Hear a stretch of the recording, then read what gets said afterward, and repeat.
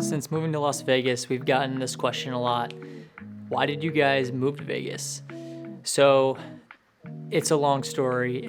But I'll start with this. My wife and I got married in October of 2018, and I was just starting a brand new job as a creative services producer, making commercials for local companies in Duluth, Minnesota. And my wife and I both went to school in Duluth at the University of Minnesota Duluth. And my wife was still in school when we got married. She was finishing her senior year and finishing her senior track season, and it was a really successful track season.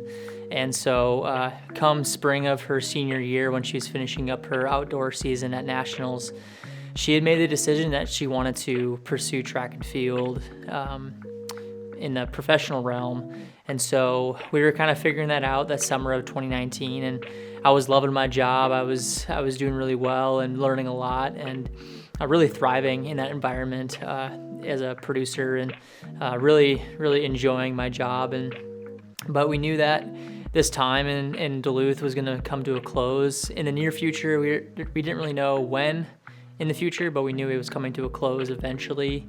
And as June of 2019 came around, when she was finishing up her season, we started to really pursue that idea of her pursuing a professional career in track and field and figuring out what that looked like. It was a really unknown thing for us, and we had a really good support system, not only from our families, but also from our really close friends in Duluth. We had a really strong root system of friends and church family and stuff in Duluth, and so we were kind of walking through that with a lot of people, and a friend of ours, Danny's best friend, had visited Las Vegas when she was with her family on vacation, and she came back from her vacation, and she ended up asking us randomly. She asked if we would ever move to Las Vegas, and in my head I was like, why would anybody ever move to Las Vegas? And I laughed out loud at her in a joking way, and said to her, I would never move to Las Vegas. We were looking anywhere from California to Oregon, Florida, Utah even, and the one place that was not on our list was Las Vegas. We got in contact with a coach that was in San Diego, who was a coach for San Diego State. She was going to be at the USA Outdoor Championships in Des Moines, Iowa, which was only a few hours away from where we were living at the time. And so that July, I drove down to the track meet. We were sitting in the stands at the track meet, and she didn't really have any indication of her being able to take on another athlete. And so I asked her if she recommended anybody that she knew in San Diego or somewhere else. And we were sitting there, and she's like, she asked me, would you ever move to Las Vegas? And that's the second time I was asked by a different person, completely unrelated. And I told her, I was like, I've never really thought that I would ever move to Las Vegas, but if there's a good coach that you recommend, I'm willing to reach out. I had about an hour conversation with him on the phone, and I had a lot of questions for him. I was asking him about training schedule, meets, kind of what to expect. And I talked to Danny about it, and I was like, this is going to be your coach if this is your coach. So obviously you need to talk to him too. And so she had called him the next day, had another hour-long conversation with him on the phone. They talked track stuff, they talked training, they talked all the different things. She hung up the phone, and she said to me, she's like, he's the coach. And so I was like, so we're moving to Vegas? And she's like, I guess we're moving to Las Vegas.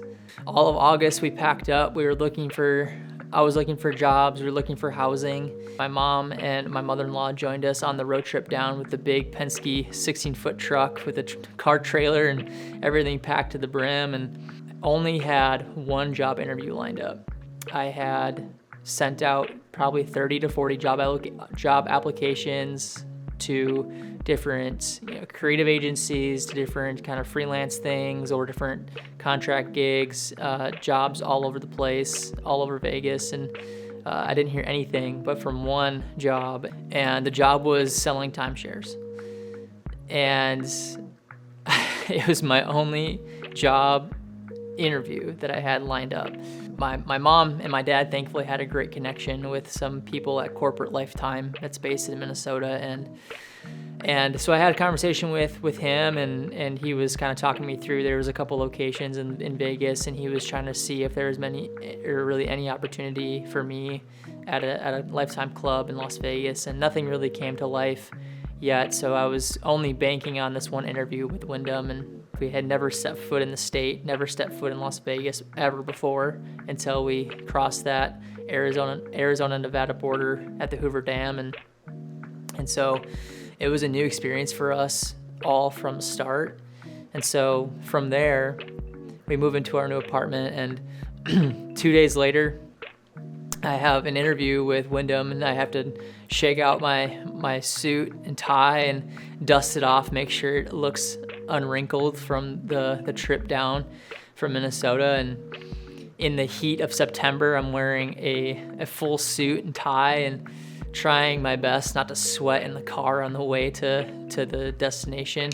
Across the street, I see a Lifetime, and I'm in the interview. I'm doing my best to answer the questions. I'm prepared. It's my only opportunity, so I'm really trying to make sure that I am prepared for it, because this may be the only opportunity I have to get a job right away. And as we were only married for less than a year, and so our savings was very minimum, and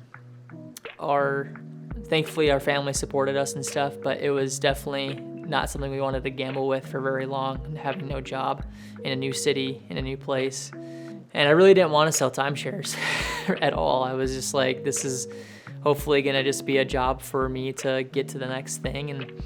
And so I did really well in the interview. They sent me to the next interview. I kind of told her what she wanted to hear at the end of the day, and just to kind of get through the interview process. And right there, she offered me the job. I could see Lifetime, and I was like, I don't know why, but I need to work at Lifetime. I can't work here. I can't try to lie to people and sell timeshares and make them sign in a very confined time frame. I got a phone call from my contact back at Lifetime in Minnesota, and he was working really hard to get me an interview with the GM at a Lifetime here. And if I decline this job, is Lifetime gonna work out? And that week I got a phone call from the front desk supervisor, and I essentially got an offer right there on the phone. So that next week I started a Lifetime, and I was a front desk associate and checking people into a really high-end club, and the Lifetime in Green Valley, Las Vegas is it's a sight to see. It's a lot of famous people, a lot of rich CEOs, and some normal people too. There's a lot of regular people who just really enjoy the facility, and there's a lot of amazing people there. And I thought that God was gonna provide the right person at Lifetime for me to get a new thing. And I met some incredible people who have definitely opportunities to give, and so I thought, I'll just do a really good job of networking. I'll meet people, and I've heard so many stories of it's all about who you know. It's all about who you know, and I do believe it's all about who you know, but I wouldn't say it's all about who you know. You can know people and things won't happen, and I'll get to that in a second. I met CEOs of businesses. I met people who worked for universities. I met people who were ex-professional athletes. I met UFC fighters. I met professional baseball players. I met famous YouTubers. I met people of all walks of life at that gym. And I thought that, me creating these opportunities and meeting people was going to lead me to something. And so I just kind of stuck to that. And in those first few weeks of this new job, I was definitely missing my old job for sure. I mean, as a couple, we were definitely missing our friends and family. We were definitely missing that old environment we were used to. We were really missing our church community. We were really missing kind of the people that surrounded us back in Duluth, and that's what we really were striving to get to. And so within a few weeks of us settling into Vegas, we started looking for churches to be a part of and to really get connected with, and we went to a handful of churches around Las Vegas, and we were kind of blown away by how many churches were really big. And obviously it's a huge city of over 2 million people, and so a lot of churches are going to be big just because there's a lot of people. And so that was a new thing for us. We went to a church called Calvary Chapel Las Vegas at the time, and it was recommended to us by a pastor of ours back in Minnesota, and he said, if you see a Calvary Chapel, you should check it out. And that was the closest one to our apartment at the time. And so we checked it out, and it was really awesome. It reminded us of a church that my wife had gone to in Wisconsin when she was growing up and stuff. And so it was really familiar to us, and I think, oh, this is great. But we were looking for a smaller church, and we were looking for a place to really get connected and feel like a small community. Our church back home was really tight knit. It was a smaller body of people, and really fruitful in the small groups and stuff. And so we were really trying to find something that was identical to that, just because that's what we were familiar with. And we found a church that was only a few years old, and we thought that this is probably a good opportunity for us to get connected. And if it's a smaller church, it's growing, and it's a lot smaller than the ones we've been to in the past month or so. So let's keep going here. And then COVID hit. We were only a few months into us living in Las Vegas, and everything shut down, obviously. Danny's training stopped. I got furloughed. We're like, now what? And 2 weeks turned into 4 weeks. 4 weeks turned into 8 weeks. We took a road trip to Colorado to see my cousin and his family, and that was a big blessing for sure. And Danny was going through some skin issues and stuff, and so we were trying to figure that out at the time, and we went on this trip. Danny thought maybe it was the dog. We brought Millie on a road trip to Colorado, and the spots on her skin, like kind of the little like rash, kind of red spots on her arms and stuff, they went away.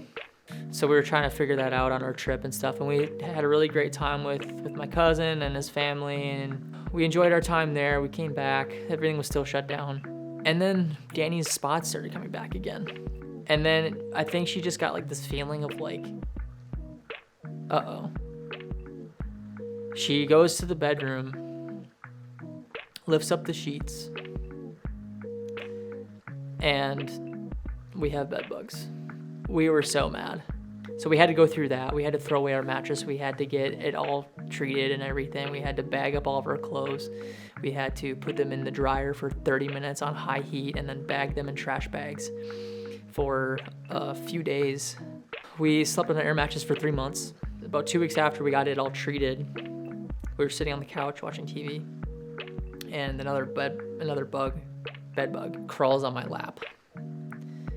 And I was so mad. We moved out as soon as we could. We found our current apartment that we're in right now. I was still working at the front desk, and I was like, when we reopened from COVID, customer service was a challenge. It was not my favorite. We had to deal with customers who were angry about things, and I got sweared at, I got yelled at on the phone, cussed out, and it was just not for me.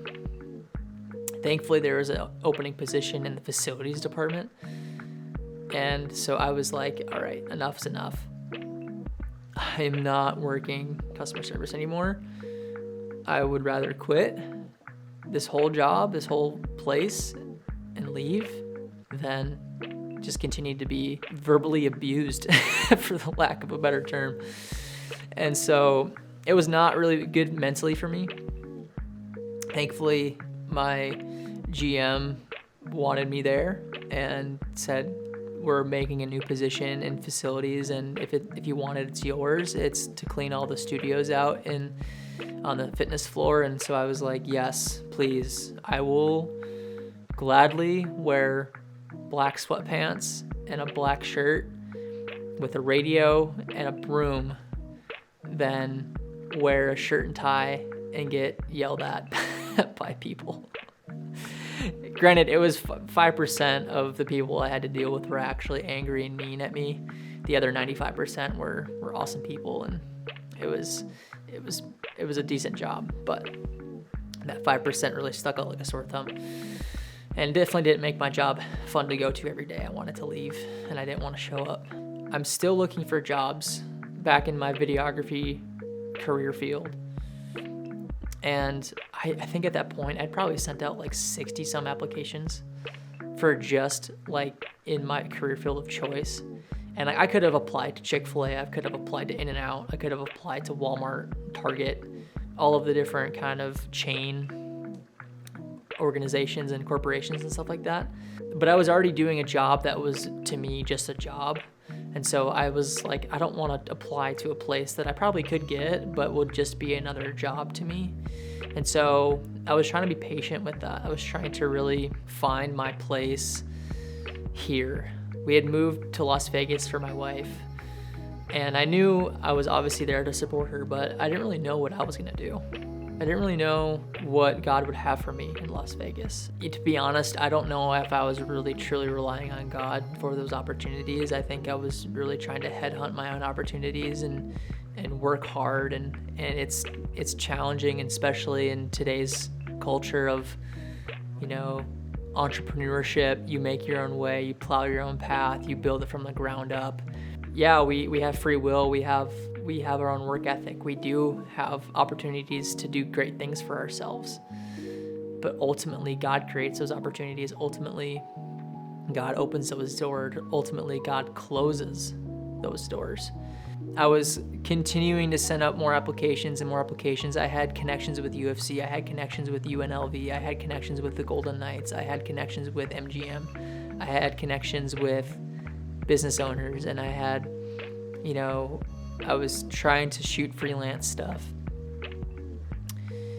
And all of these people I met, back to my It's All About Who You Know, I knew so many people. It was not because I networked well. It's not because I like paved my own way to this job. I was handed that job. Literally handed on a plate that job. So it's funny looking back on that now, because I was like, oh yeah, like I just need to like make my own path and create my own thing, and like that's not wrong. My wife's an entrepreneur and she created her own business, and God's blessing it. But like I was being selfish in it, and I was getting mad at God, honestly. I was like, why aren't you giving me these opportunities? Like, how are things not working out? I've been told my whole life it's all about who you know. And now I'm in a place where I'm meeting people I never thought I'd ever meet in my entire life. Doors were just locked